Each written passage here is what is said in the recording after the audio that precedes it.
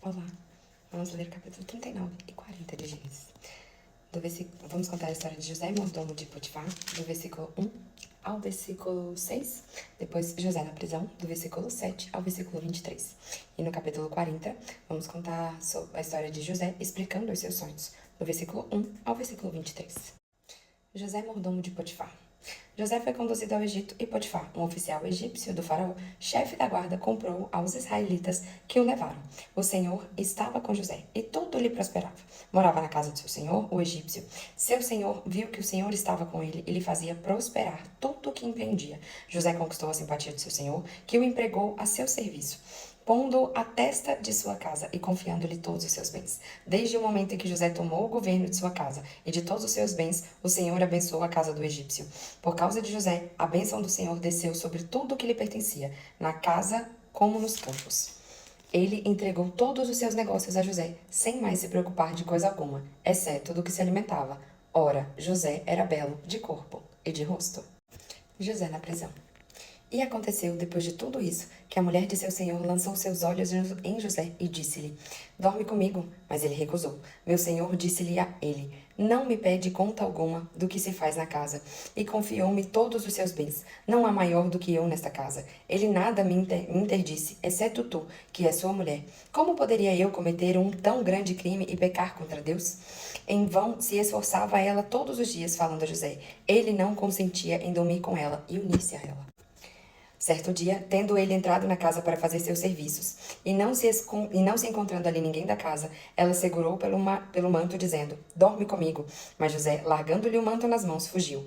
Vendo a mulher que ele lhe tinha deixado o manto nas mãos e fugido, chamou a gente de sua casa e disse-lhes: Vede, trouxeram-nos este hebreu para casa a fim de que ele abuse de nós. Este homem veio me procurar para dormir comigo, mas eu gritei.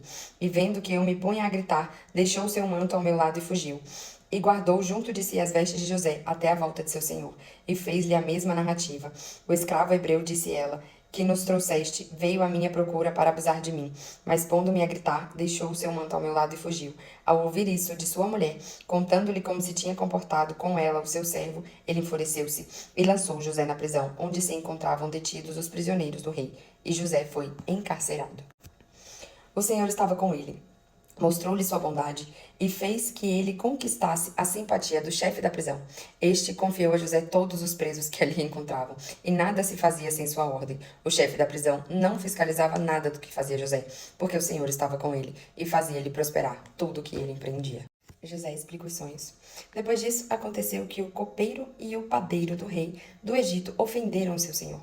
O faraó, encolerizado contra os seus dois oficiais, o copeiro Mor e o padeiro Mor, mandou-os encarcerar na casa do chefe da guarda, na prisão onde se encontrava detido José. O chefe da guarda associou-lhe José para o servir. Havia já certo tempo que estavam detidos. Quando os dois prisioneiros, o copeiro e o padeiro do rei do Egito, tiveram um sonho numa mesma noite, cada um o seu, com seu sentido particular, quando José voltou junto deles no dia seguinte pela manhã, viu que estavam tristes. Perguntou então aos oficiais do faraó detidos com ele na casa do seu senhor: Por que tendes hoje um ar sombrio? Tivemos um sonho, responderam, e não há ninguém para nos interpretar. Porventura, não pertence a Deus, replicou José, a interpretação dos sonhos?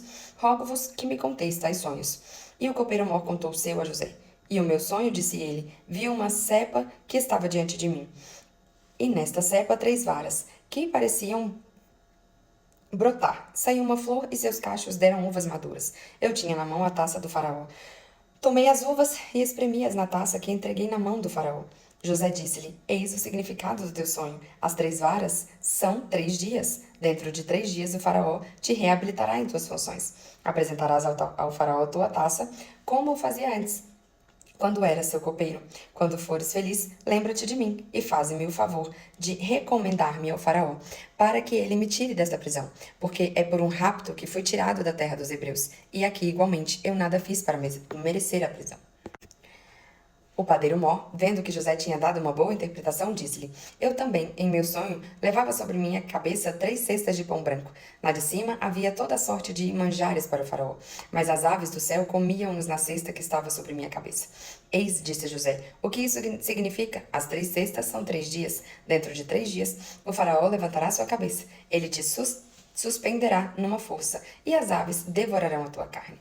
No terceiro dia, celebrava-se o aniversário do faraó, e ele ofereceu um banquete a todo o seu pessoal. Ele levantou a cabeça do copeiro-mor e do padeiro-mor, no meio de todos os seus servos, restabeleceu o seu cargo, o copeiro-mor, e apresentou novamente a taça ao faraó, e mandou suspender no patíbulo o padeiro-mor, como na interpretação que José lhes havia dado. Mas o copeiro-mor não pensou mais em José, esqueceu-o. Momento aprendizagem advindo da palavra de Deus. Patíbulo, aquele palanque ou estrado montado em local aberto para execução de condenados. No caso, as forcas. Bom, minha interpretação, né? Sobre José como mordomo de Potifar. Quando você é abençoado por Deus, você pode passar pelo que for, que Deus vai fazer com que você seja próspero e abençoado em qualquer lugar, em qualquer circunstância. Ele foi raptado, vendido, levado para longe da família e foi próspero, abençoado, bem aceito e tudo mais. Depois foi preso injustamente, mas foi bem aceito na prisão, foi cativo do chefe da prisão e depois interpretou os sonhos porque é um enviado de Deus, é um abençoado de Deus. Aconteceu exatamente o que ele disse, porque não foi ele falando, ele é um servo de Deus. Mas o padeiro não se lembrou dele. O que será que vai acontecer? E o que dá para interpretar também aqui? Vale muito a pena ser servo de Deus. Vale muito a pena ser honesto com Deus.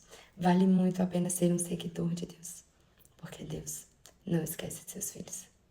Deus abençoa os seus filhos. Você é um filho de Deus? Eu sou.